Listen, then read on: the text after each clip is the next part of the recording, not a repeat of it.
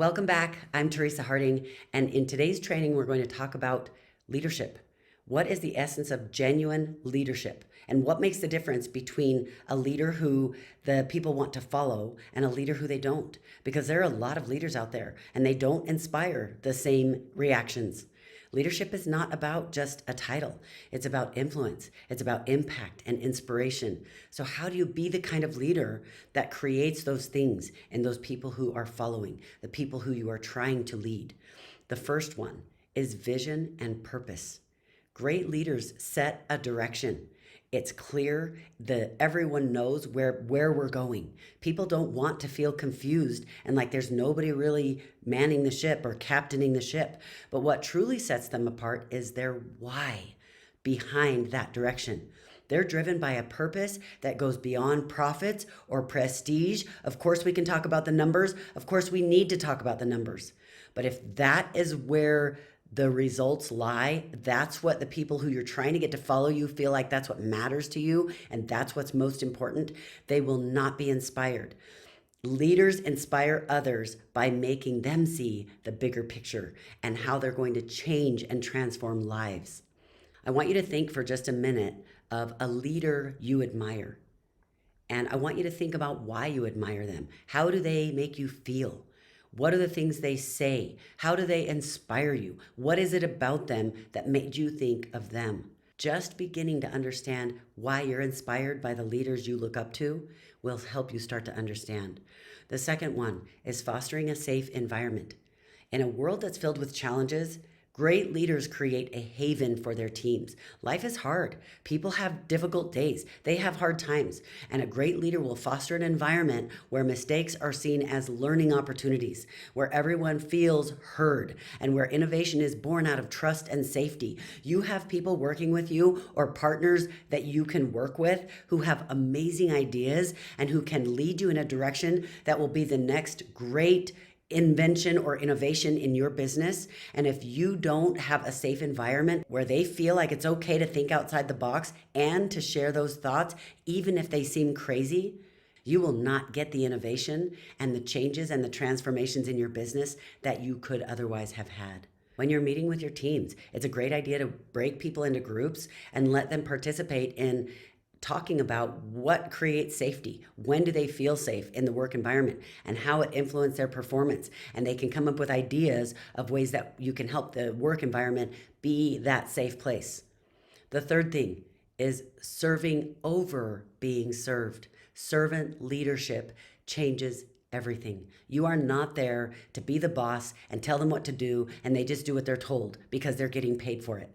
If that is your attitude, I can promise you, I already know you're having problems with your team. A common misconception is that leaders are meant to be served, and especially because you're paying for it. In truth, leadership is a role of service. Great leaders will uplift their teams. They'll prioritize their needs and ensure they have the resources that they need so they can succeed. This doesn't mean you pander to them. It doesn't mean that they just get whatever they want. But it does mean you look at what their needs are. Maybe they're having struggles with their home and family environment. Maybe they're in the middle of a lawsuit. Well, some things need to happen in the work environment to help them succeed in the different roles that they play. And that creates a loyalty in the business environment. One thing that can be very eye-opening is when you get together with your team, you reverse roles and do role play. So someone who's the employee is now the boss. They're now the team leader. They're role playing as the team leader. And start to listen to those conversations. You will be amazed at what you hear and what you feel and what you start to recognize needs to happen for your team. If you are the boss, you're the manager, you're the president, you come in and you play the role of someone who is in an employee position in your business. Oh my goodness, you've got them being your boss and you're having a conversation. You'll start to recognize things that you might even start to feel defensive. Don't show it, but let this be a learning experience and help you start to understand, oh my goodness, is this how they're feeling? Or this is the way they think that a leader should be talking to the employee.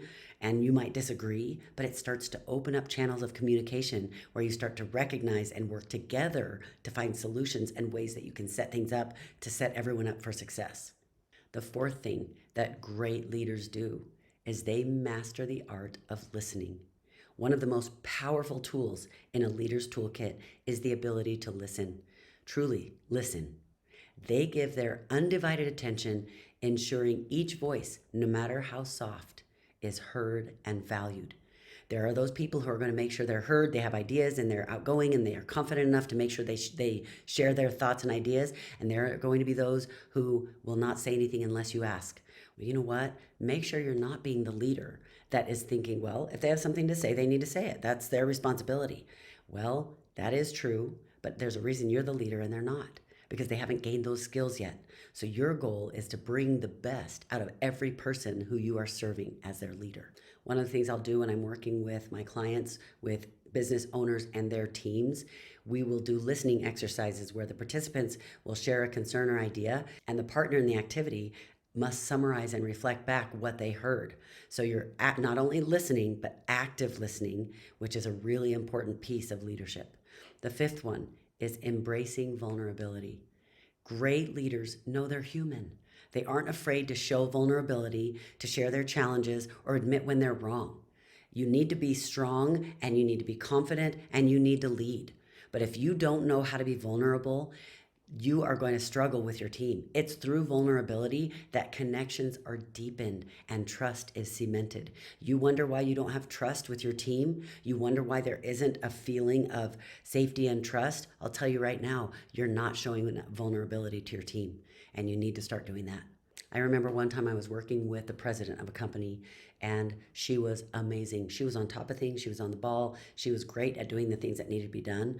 And I remember that I gave everything I had to help her with her team and to grow her business. And she saw massive success, and it was exciting. But then after our time together was completed, she was frustrated and she kept acting funny toward me. And I basically, she was kind of complaining about what she wasn't getting from me. And I could not, it was frustrating for me because I had given everything. I'd given the instruction created results that were obviously related to the instruction. And now she was independent. She didn't need me to be helping her. So now we're in the follow-up stage of our relationship. And I'm getting this basically negative feedback when we've seen all these amazing results. She had seen massive growth during the time that I was helping her company. She was at about $2,000 a month, and she grew in the time that I worked with her to over $40,000 a month. That's over a 1,900% increase. 1,900%. And that's being conservative because she was making over $40,000 a month. And so I could not understand her attitude and why she was acting so frustrated. And I just kept trying really hard to follow up. And I kept deciding inside myself, okay, this is what I'm going to do.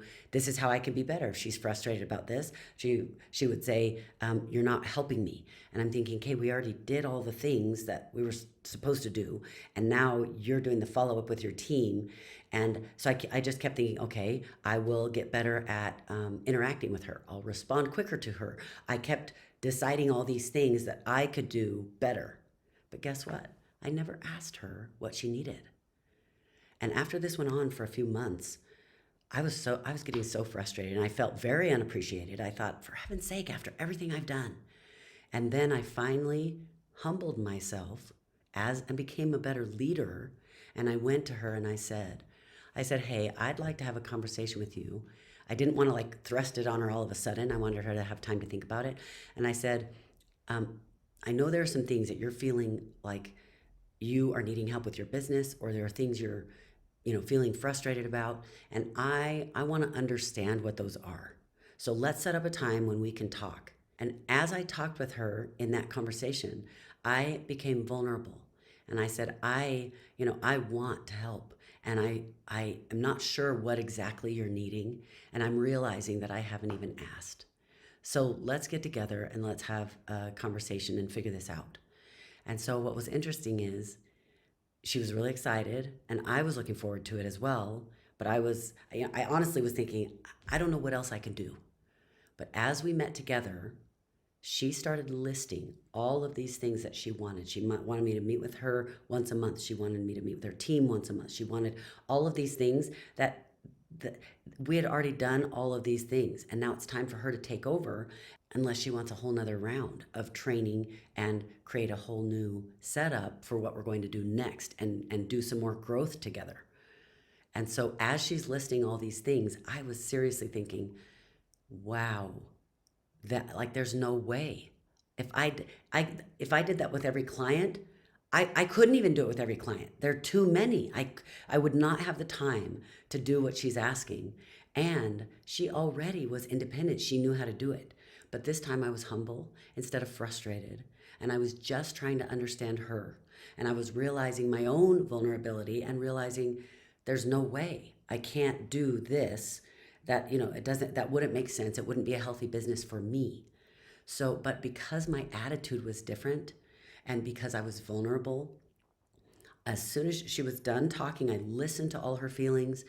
And then I was excited with her. I said, "Oh my goodness, I would love to do all these things. This would be wonderful. Like, we'd have so much fun together. We'd be able to do these things. We'd be able to create these kinds of results." I said, "I would love to do that, but there's no way I can do all of those things. But what I can do is," and I gave her, I think and I gave her about probably 1/5 of everything she wanted. I said, "This is what I can do." And we talked about it. And by the time we were done, guess what? She felt heard, and she was super excited about the one or two items that I was willing to do inside of Healthy Boundaries. And it was just because I finally got vulnerable. So let yourself be vulnerable. And guess what vulnerability also does? It creates an attitude of humility, because you don't have to keep pretending like you know everything, you're doing everything right, you don't make mistakes, because we don't need to be perfect for people to want to follow. We can lead, and lead with heart as well, so that all of a sudden people feel safe. They feel like this is something they want to be a part of. And when you say no, people can accept no a lot better when they know you care about them. So the bottom line is this: great leadership it's a skill, but it's also an art. The art of seeing the unseen, the piece that are the feelings, the pieces that come from inside, and the skill set that you need on the outside. You probably have a lot of those skills already for the outside pieces. That's why you are a leader. That's why you're managing. And if you're someone who's looking toward management, or you're a brand new manager and you're trying to learn how to do it, or you've started a business and it's growing, and now all of a sudden you've got to lead this team, just remember, it's the skills and it's the art. So when you hear things that are unsaid, when you feel the things that are not felt, it's about uniting diverse individuals toward a shared vision. It's about fostering growth, and most importantly, leading with your heart. That doesn't undermine the skills, the hard skills that you need. Of course you need those hard skills. Those are just a given. But the difference between leaders, good leaders, and great leaders is what we've described today. What I would invite you to do now is go to your team, open the door, open the floor so they can share their experiences, they can ask questions, you can let them know some concerns you have, you talk about it all, and let them feel like they are partners with you, and that you are going to lead them in what you are trying to create together. Because as Simon Sinek says, leadership is not about being in charge. It is about taking care of those in your charge. So I don't want you to forget that your title doesn't define your ability to lead. Your actions do. So go out there, make a positive difference. Lead with your heart, with purpose, with your skill set, and with authenticity. Because I don't want you to just think different. I want you to be different.